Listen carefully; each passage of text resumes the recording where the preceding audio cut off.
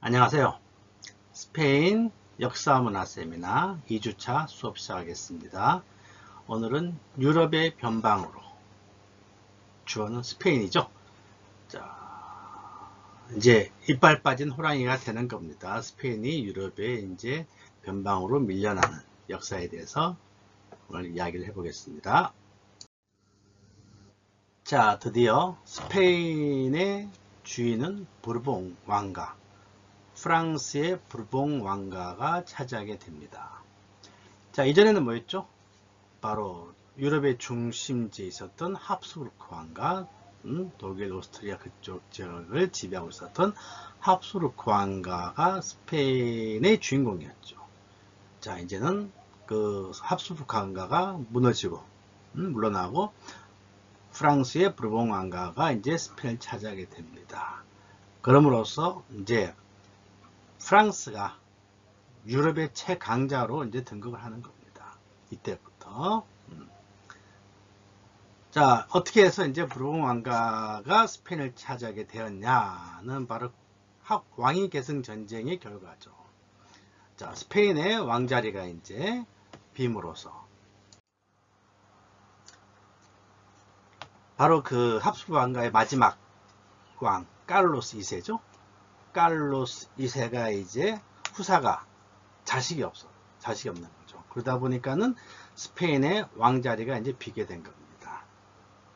그러니까 하인의 뭐죠? 그냥 이게 정글의 법칙이에요.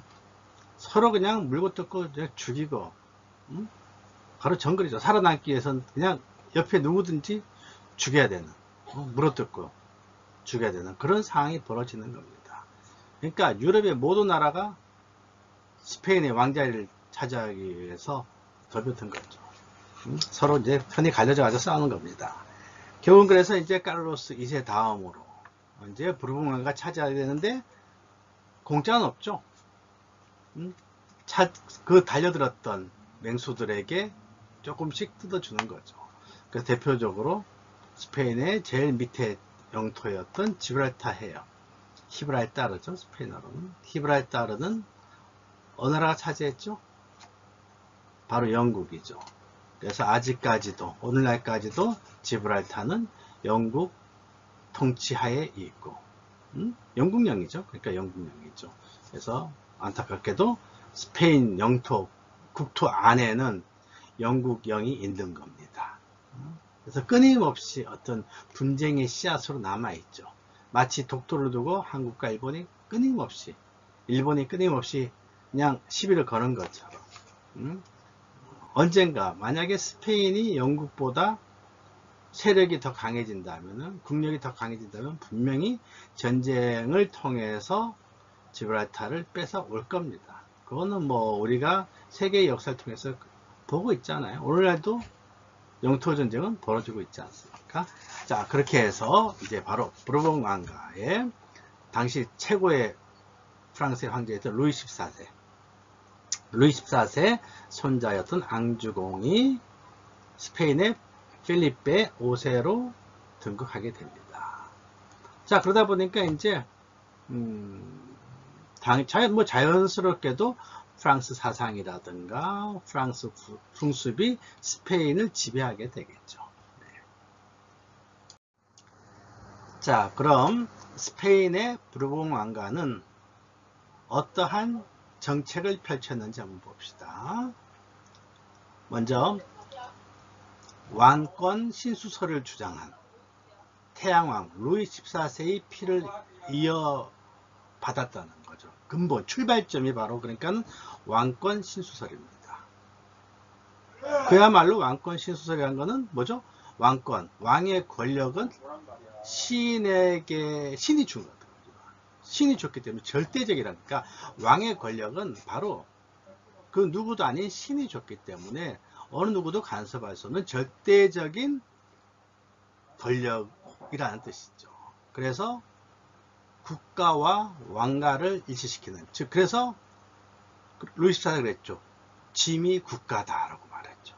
그래서 절대 구주제입니다. 즉 왕이 모든 권력의 중심이 되는 거예요. 모든 권력을 왕이 다 차지하고 정책을 펼쳐나가는 것이 바로 절대 군주제죠. 자, 그러다 보니까는 바로 국가 권력을 키우고 교회의 힘을 약화시켰다. 교회의 힘을 약화시켰다는 게 무슨 뜻일까요? 왜 교회의 힘을 약화시켰을까요? 중세는 신이었죠. 중세의 중심은 신이었습니다. 근데 이제는 왕이 중심이 되는 거예요.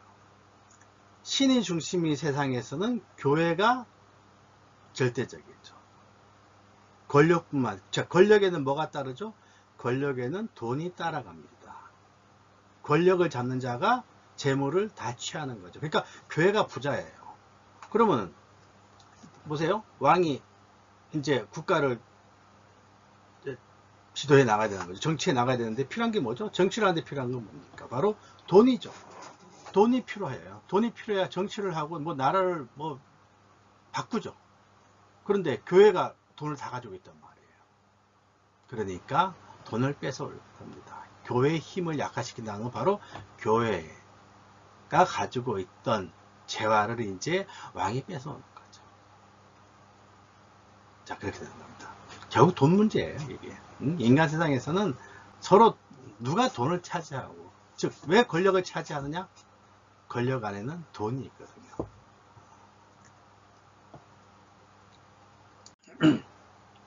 자, 이제 권력이 왕의 중심이 됩니다. 그러다 보니까는 각 지역마다 토 세력들이 있지 않습니까? 토 세력을 중심으로 해서 스페인은 당시 연방국 형태로 있었던 거죠. 어찌 보면 이제 왕은 그 합스부르크 왕가 시대 또 여러분들이 아마 전부 1학기 때 봤지만은 결국은 이렇게 합스부르크 왕가가 무너질 수밖에 없었던 거는 왕이 약했던 거거든요. 왕이 약했다는 거는 지방의 토 세력들이 강했다는 겁니다. 네, 지방에. 자, 이제 그것이 바뀌어지는 거죠. 그래서 연방국 형태로 있던 여러 왕국들을 카스티아를 중심으로 이제 개편되는 겁니다. 즉 왕이 카스티아에 있기 때문에 카스티아가 모든 권력의 중심이 됩니다. 그래서 바로 카스티아를 중심으로 스페인은 다시 재통합이 되는 거죠. 그리고 행정체제를 정비하기 시작합니다.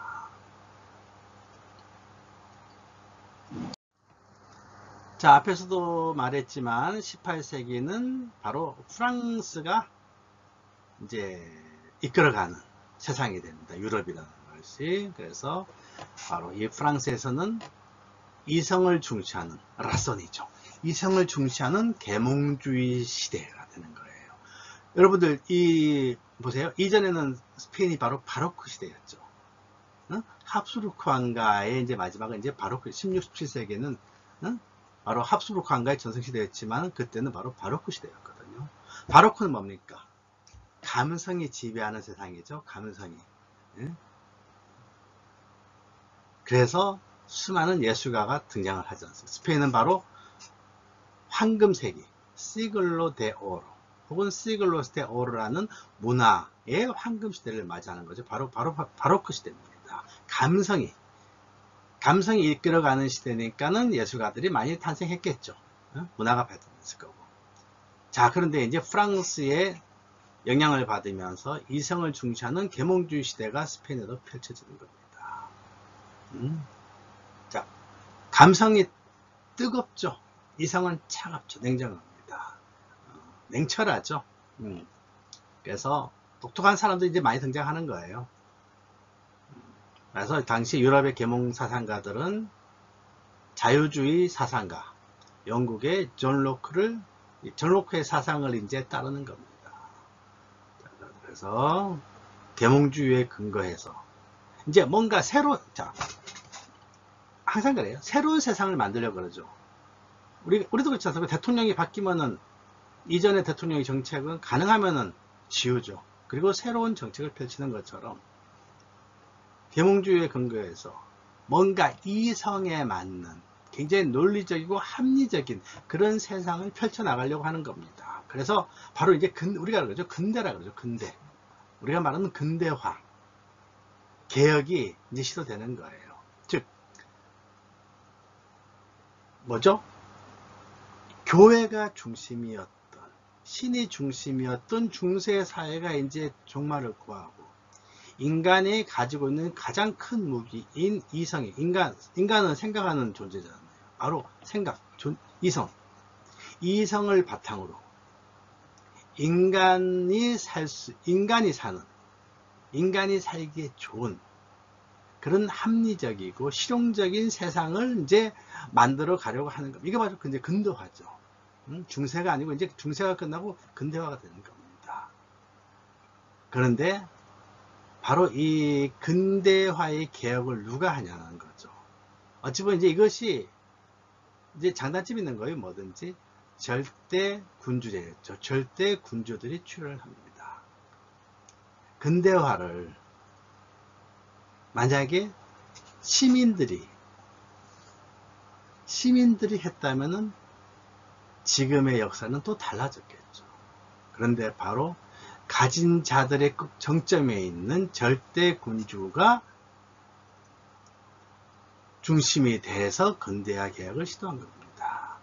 자, 이런 군주들을 계몽전제 군주라고 하는데, 자, 그러니까 결국은 이 결론적으로 말한 거예요. 왜 근대화를 하려고 했냐라는 거죠. 이 군주들이. 결국에 그 종점은 자기예요. 왕입니다. 왕의 권력을 강화하기 위해서 근대화 개혁을 한 겁니다. 그러니까 비극이라는 거죠. 시민들이 개혁을 시도를 했더라면은 세상은 민주적이 되었겠죠. 좀 더 민주주의가 됐겠죠. 지금과 다른 민주주의. 좀 더 공평한 세상이, 물론 이제 이건 역사의 가설입니다. 의미 없는 가설이겠지만은, 그래서 우리는 끊임없이 시민들이 깨어 있어야 되는 거예요.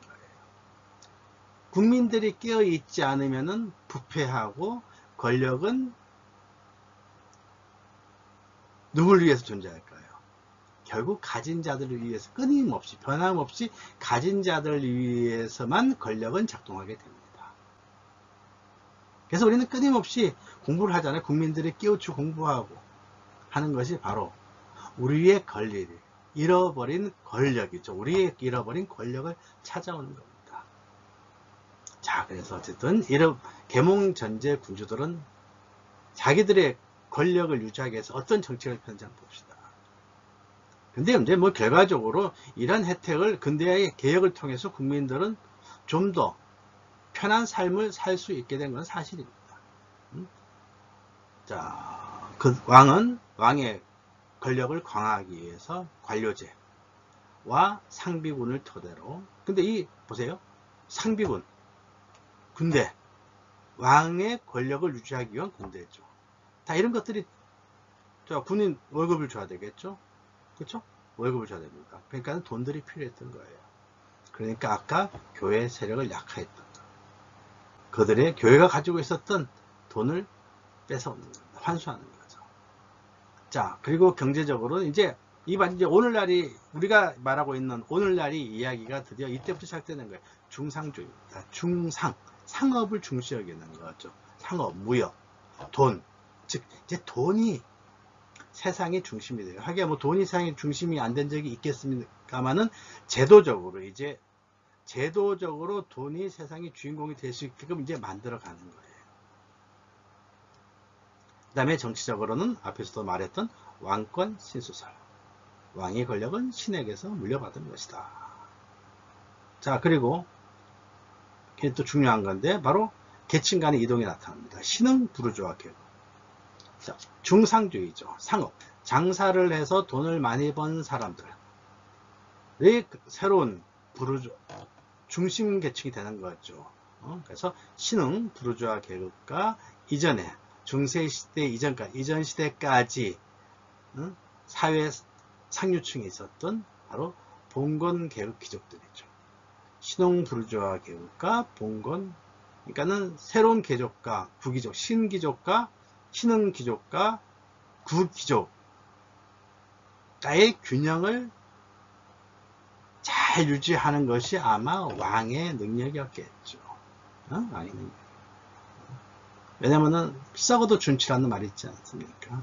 오랜 세월 중세기까지 교회를 중심으로 그들의 권력을 쌓아왔던 구기족이 하루아침에 쉽게 무너지진 않거든요. 그러니까 끊임없이 이들과의 타협을 통해서 어떤 균형을 유지했을 겁니다.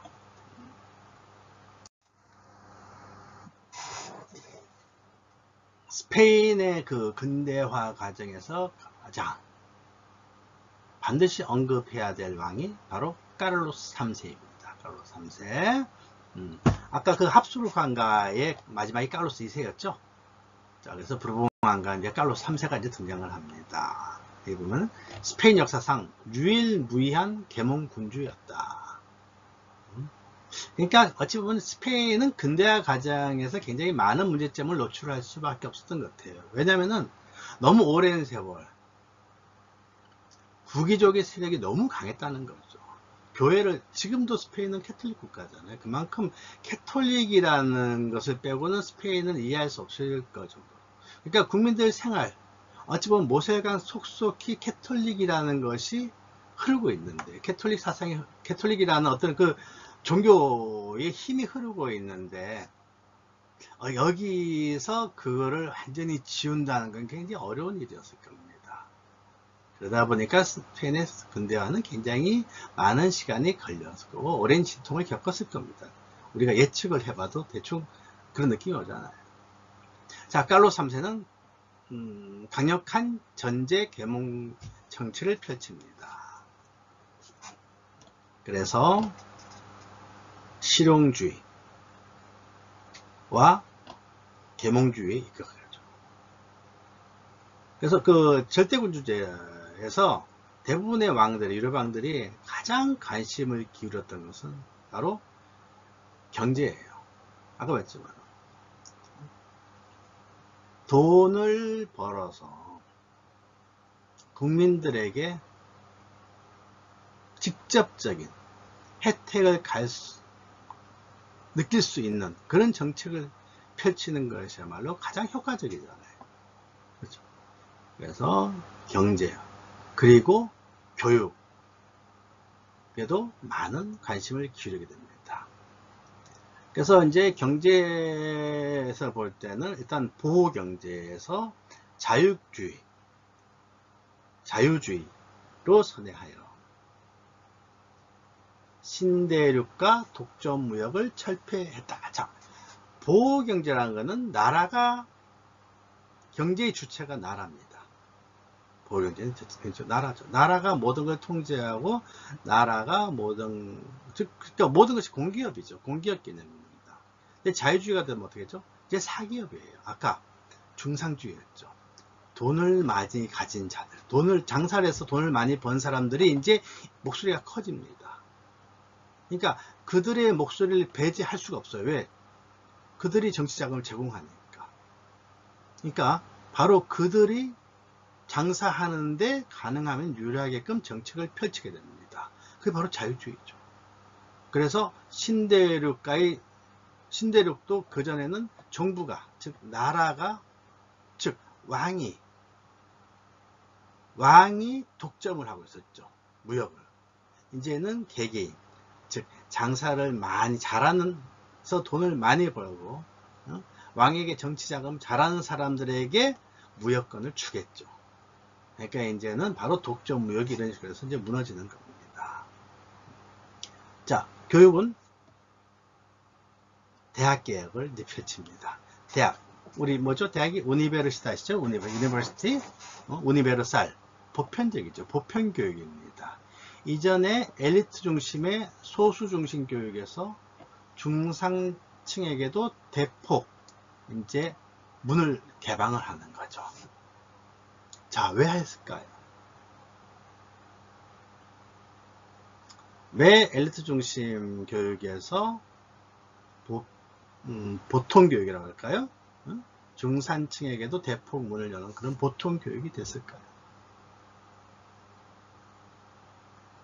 바로, 자, 그러면은 이렇게 생각하면 되잖아. 그전에는 대학을 누가 갔죠? 바로 귀족의 자제들이 대학을 갔죠. 그리고 그들이 다시 상류층을 형성하는 겁니다. 그렇죠? 끊임없이 엘리트 중심이 되고, 자, 그렇게 엘리트들이 중심이 이끌어간 세상에서는 왕의 보폭이 좁아질 수밖에 없겠죠. 그렇지 않아요? 구기족의 세력을 가능하면은 억제해야 되는데, 그렇다면은 구기족이 교육을 독점하는 것을 막아야죠. 그래서 바로 그 엘리트들만의 교육의 문을 부수는 겁니다. 그리고 중산층에게도 대폭 교육을 강화해서 뭐죠? 이제 공부들 열심히 해서 그들의 정치라든가 경제의 일선에 앞장서게 만드는 겁니다. 그럼 자연스럽게 이제 자유경쟁이 될 것이고, 그들만이 가지고 있었던 어떤 힘의 권력이랄까, 그것도 분산되겠죠. 똑똑한 사람들이 많이 등장하니까. 그래서 결국은 이렇게 보면은 중심은 뭐죠? 바로 왕이에요. 어떻게 보면 이제 서민들도 이제 교육을 받을 수 좋겠다고 이제 하지만은 바로 이것이 이제 그거죠. 그러니까 개혁이란 것이 위에서부터 시작되는 개혁이냐, 밑에서부터 시작되는 개혁이냐가 참 중요해요. 아까도 말했지만은 만약에 시민들이 프랑스 대혁명을 통해서 부패했던 왕권들이 다 무너지고 유럽의 시민들을 중심으로 한, 근데 이제 국민이죠. 이제 시민은 이제 국민들이 세상을 이끌어가는 세상이 됐더라면은 이러한 개혁의 방향도 더 달라졌을 겁니다. 자, 계속해서 칼로스 3세의 정책에 대해서 살펴보겠습니다. 이렇게 해서 이제 신흥 부르주아 중산층이 사회적으로 중요한 역할을 수행하는, 즉 중요한 이제 계층이 되는 겁니다. 중요한 계급이 되는 거죠. 이제 중산층이 옛날에는 장사치 그러면 장사치였잖아요. 무시하는 계급이었죠. 이제는 그들이 돈을 가지고 세상에 이제 주인공이 되는 겁니다. 자, 이제 세상을 뭔가 바꿔야 되겠죠? 뭔가 국민이 아니 여기는 국민 아니죠. 시민이죠. 백성들일까요? 아직 왕이니까는 백성들이네. 백성들이 피부로 느껴야 돼요. 일단 뭔가 정책은 그래야지 많은 지지를 받죠. 일단 생활을 편안하게 만들어줘야 되잖아요. 그래서 인프라를 구축합니다. 도로, 항구, 운하 등등. 그래서 6개의 고속도로가 드디어 건설되기 시작합니다. 이제 최초인 거죠. 스페인 역사에서 이제 고속도로가 최초로 만들어집니다. 우리는 언제였죠? 1960년대죠. 박정희 대통령이 경제개발 5개년 계획을 세우면서 경부고속도로를 이제 깔기 시작하잖아요. 그러니까 고속도로를 건설하는 것이 굉장히 국민들한테 크게 와닿는 것 같아요. 물론 경제적으로, 경제적으로, 그렇죠? 굉장히 중요하죠. 사람도 이동하지만 물건을 이동하는 데 최적화된 시스템이죠. 그리고 농업과 상업을 진흥한, 농업과 상업의 발전을 위해서 정책을 펴는 겁니다. 먹거리가 중요하잖아요. 먹거리는 굉장히 중요합니다. 먹거리와 상업, 먹거리와 돈 버는 거. 그리고 이제 바로 돈, 아까도 말했지만 돈이 중심이 되는 세상이잖아요. 자본주의를 본격적으로 이제 도입합니다. 그래서 오늘날 스페인 국립은행의 모태가 되는 산카를로스 은행을 이제 설립하고, 그리고 자, 이렇게 중산층을 중심으로 해서 이제 사회개혁을 펼치니까 거기에 방해가 되는 가톨릭 세력을 견제하는 겁니다. 즉 가톨릭 세력은 바로 구기족과 연결되어 있지 않습니까? 그러니까는 구기족을 견제하기 위해서 가톨릭 세력을 견제하는 거죠. 그래서 자, 가톨릭 세력을 견제하기 위해서는 먼저 종교 재판관을 추방합니다. 그리고 교회 내 매장 금지. 즉, 그러니까 교회에서 매장, 교회 안에서 돈을 버는 행위를 금지하는 거예요. 뭘 팔아야 돈이 생길 건데 그런 걸 끊어 이제 아예 그냥 작동을 못 시키게 하는 거죠. 그리고 모든 스페인어권에서 예수회를 추방시킨다. 1학기 때도 잠시 언급했는데 예수회는 바로 좀 특이한 성격이죠. 예수회는 바로 스페인에서 탄생했죠. 로열라가 만든 신부들의 어떤 모임이죠. 예수회인데 특히 예수회는 신부들 중에서도 가장 똑똑한 신부들, 그야말로 엘리트 중에 엘리트들만을 뽑아서 만든 회입니다. 그리고 이들은 그 어느 누구에도 명령을 받지 않고 단 하나, 교황의 명령에 죽고 사는 겁니다. 오로지 교황이, 캐톨릭은 명령체계에 의해서 이루어지죠. 교황, 추기경, 그 다음에 대주교, 추교, 이런 식으로 해서 이제 그 한국에 있는 모든 캐톨릭 성당들도 바로 바티칸의 명령에 따라서 움직이는 거죠. 교구가 움직이는 겁니다. 그렇지만 이 예수회만은 바로 바티칸의 교황의 명령을 직접 받는, 그야말로 교황의 특공대. 그러니까 캐톨릭 어떤 세력 중에서도 가장 최고의 노른자입니다. 엘리트 중 엘리트. 얘들을 스페인에서 이 예수회를 추방시키는 겁니다. 스페인에서. 그야말로 그냥 뭐랄까요, 본부를 그냥 파기시키는 거죠. 본부를 파기시킨 겁니다. 그만큼 어찌 보면은 개혁, 그만큼 이제 쉽지 않았을 것 같아요. 지금 생각해도 참 쉽지 않았을 것 같습니다. 스페인이 견고했던 가장 견고한 세력이었던 캐톨릭을 이렇게 무너뜨린다는 것은 웬만한 배짱이 없었으면 쉽지 않았을 건데, 그런 의미에서 칼로스 3세는 나름 큰 역할을 했던 왕이라는 어떤 그런 생각은 드네요.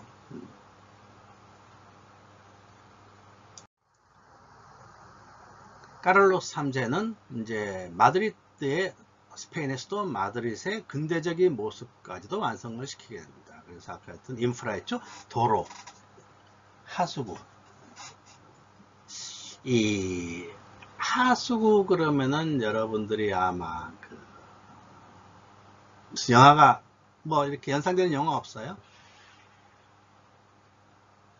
레미제라블, 그쵸? 레미제라블 바로 프랑스의 혁명 시기잖아요. 그럼 그렇게 오랜 이전이 아니죠. 자, 그럼 프랑스에 이제 하수구, 큰 하수구로 해서 도망가잖아요. 그렇게 큰 하수구. 바로 다 그 시기에. 그러면은 이 하수구란 것이 이상하죠. 그럼 이전에는 하수구가 없었나? 있긴 있었지만은 빈약했었겠죠. 그래서 바로 이 하수구와 연관된 것이 여성들의 신발 하이힐이죠. 하이힐. 그쵸? 하이힐은 하수구하고 연관되어 있죠. 그러니까 참 유럽의 근대라는 것이, 그러니까 유럽이 사람 살기에 괜찮은 그런 대륙이 된 것이 그렇게 오랜 세월이 아니라는 거죠. 지금이야 세계의 어떤 문화의 중심이 유럽이지만은, 바로 우리가 까로 3세 근대잖아요. 근대 얼마 전의 이야기입니다. 이때 비로소 하수구가 정비가 되고 여성들이 굳이 자, 아시겠죠? 왜 하이힐을 신었죠? 파리에서 왜 하이힐을 신었어요? 여성들이 그때는 그냥 용변, 특히 똥 오줌을 아무데나 누는 겁니다. 여자들이 그냥 길거리 가다가 그냥 똥 오줌을 누죠. 남자도 마찬가지, 여자도 똥 오줌을 누는 거예요. 근데 여자들은 이제 그렇잖아요. 그러다 보니까 오줌을 누려고 이렇게 하니까는 다 똥 오줌을 아무데나 누니까는 그냥 똥 오줌이 묻는 거죠. 엉덩이. 그래서 하이힐을 신는 거죠. 참 바로 그게 얼마 전까지 유럽의 모습이었습니다. 이때 비로소 이제 하수구가 정비되는 겁니다.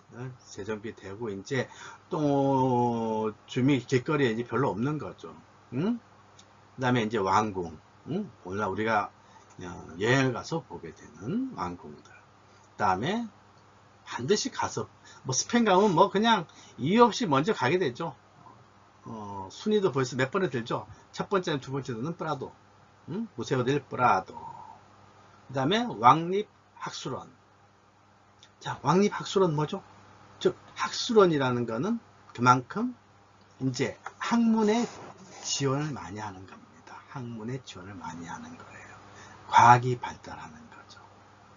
그러니까 그전에는 몇몇 엘리트들만이 가지고 있었던 지식의 세계를 이제는 보편화시키면서 다양화시키고 전문화시키는 겁니다.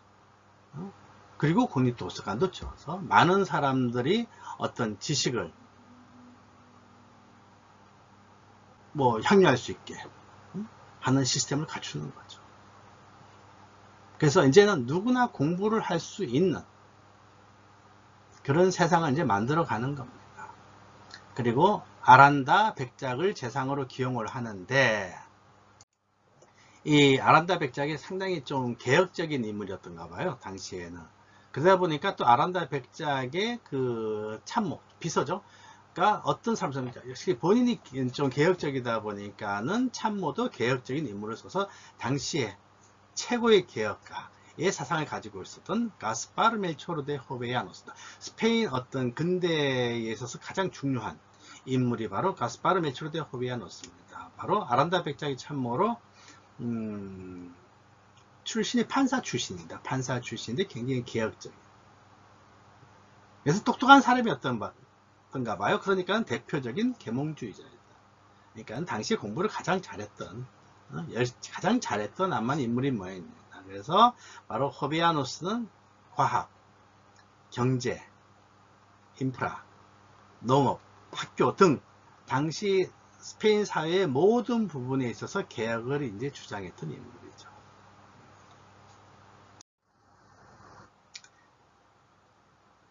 자, 지금까지 설명한 것처럼 이렇게 칼로스 3세 그리고 호베야노스, 가스파르 멜초르 데 호베야노스 와 같은 이런 개혁가들의 어떤 꿈은 결국 꿈으로 끝나고 맙니다. 왜냐하면 칼로스 4세에 돌아와서는 여기처럼 스페인 개혁의 시계는 다시 제로로 돌아가게 됩니다. 결국은 그거예요. 그러니까는 권력 싸움에서 누가 이겨지고 누가 지느냐죠. 여기 보면 변화를 거부하는 세력이 득세하였다. 즉 국위족의 힘이 꺾이지 않은 겁니다. 우리 대통령 현대 역사에서 알 수 있잖아요. 그쵸? 뭐 노무현 대통령이 정권을 잡고 뭔가 개혁을 시도했지만은 바로 구세력이죠. 국위족이죠. 국위족들의 어떤 기득권에서 꿈을 제대로 결국은 펼치지 못하고 실패였죠. 뭐 하나의 미랄이 되어서 썩어서 결국은 뭐 발전을 하고 있는 건 사실이지만은 노무현 대통령 정권 당시는 이제 실패였죠. 그러니까는 스페인에서도 국위족 세력이 꺾이지 않았던 겁니다. 결국은 그래서 신흥 계급이 신흥 귀족이 국위족에게 밀리고 결국 신흥 귀족 세력의 바탕을 두고 의지하고 있었던 왕의 개혁 세력은 결국은 뭐 실패로 돌아갈 수밖에 없게 된 거죠. 자, 이렇게 된 데는 여러 가지 물론 국위족의 어떤 그런 막강한 오랜 세월 지탱해온 그들의 어떤 그 힘도 있었지만은 또 하나 역사적으로 중요했던 것이 바로 칼로스 4세가 즉위한 다음에 일어난 프랑스 대혁명 1789년. 그러니까 칼로스 4세는 1788년에 이제 등극을 했는가 봐요. 자, 1789년에 대혁명의 충격 한번 보세요. 단두대에 왕의 목이 그냥 그 서슬퍼랬던 왕이라는 어떤 인물이 그냥 단 한 칼에 목이 댕그덩 잘라 나가는 걸 봤단 말이에요. 그러니까 이게 바로 보수 세력이 직결하게 되는 하나의 또 이벤트가 된 거, 역사적인 이벤트가 된 겁니다. 오히려. 그래서 프랑스 대혁명의 충격으로 보수는 다시, 즉 구기족 세력은 다시 직결하게 되고, 어찌 보면 이것이 이제 또 어떤 신흥기족의 어떤 문제점이었을 겁니다. 보세요. 그냥 평민으로 살다가 장사를 잘해서 돈을 벌었어요. 자, 돈이 최고인 세상이 됐습니다. 그러니까 돈 가진 사람이 최고예요. 자, 근데 돈 가진 사람이 한 명이에요, 두 명이에요? 많이 등장을 했겠죠. 특히 중남미와의 무역을 통해서 그야말로 졸부가 많이 생겼을 겁니다. 우리도 그렇죠. 졸부들이 돈을 벌면 제일 먼저 하는 거 있죠. 몇 가지가 있습니다. 보여주기 위한 어떤 그런 행태를 취하죠. 그러니까 마찬가지일 거였을 거예요. 가진 자들이 다 자기가 잘났다고 우쭐댔겠죠. 즉 신흥계급은 서로 합치지를 못한 거예요. 힘을 합치지 못하고 각자 자기가 잘났다고 외치고 있었을 겁니다. 그리고 왕에게 정치자금을 제공한 만큼의 어떤 권력을 누리면서 폼나게 살고 있을 때 보수 세력은 프랑스 대혁명의 충격을 받아서 직결한 거예요. 뭐 그 결과는 뻔한 거죠.